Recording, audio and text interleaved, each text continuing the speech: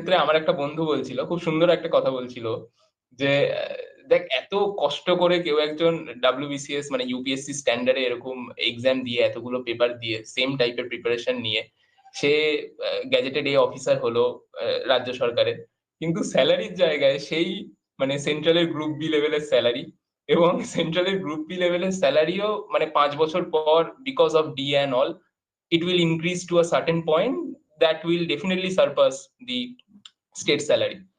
তো সেই একটা জায়গা আছে। তো কোথাও কি মানে আমি পলিটিক্সে না গিয়ে আমি জাস্ট অ্যাজ অ্যান ইন্ডিভিজুয়াল আমি মানে জিজ্ঞেস করছি যে আপনাদের কোথাও কি এরকম কিছু মানে মনে হয় কখনো যে না এটা একটা এরকম হচ্ছে বা কিছু, মানে যদি আপনারা কিছু বলতে পারেন বা বলতে চান দেবাশিস স্যার, মানে এই উম, ফ্যাক্টুয়াল দিক থেকে আমি বলতে চাইছি যে ব্যাপারটা তো আহ, সত্যি যে ফ্যাক্টুয়াল দিক থেকে এটা হয়।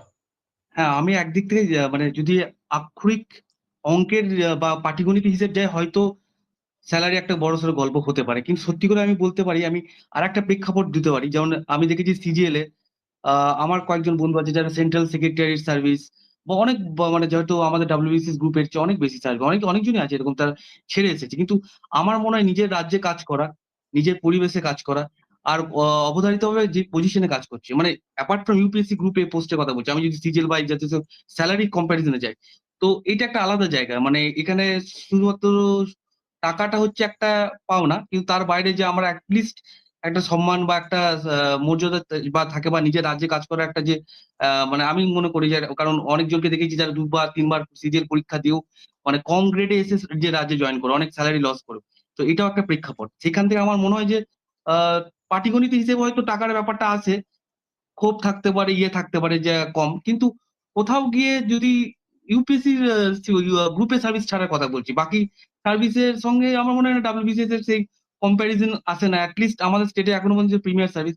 এবার ডিএফএ তো এটা আমাদের হাতে নেই, আমরা বলতে পারবো না, কিন্তু হলে অবশ্যই অ্যাডেড অ্যাডভান্টেজ, কিন্তু সেটা নিয়ে মানে ওই পাটিগণিতের কম্পারিজনে আমি যাবো না এখনো পর্যন্ত, তো সেটা আমার মনে হয়। অসাধারণ, অসাধারণ।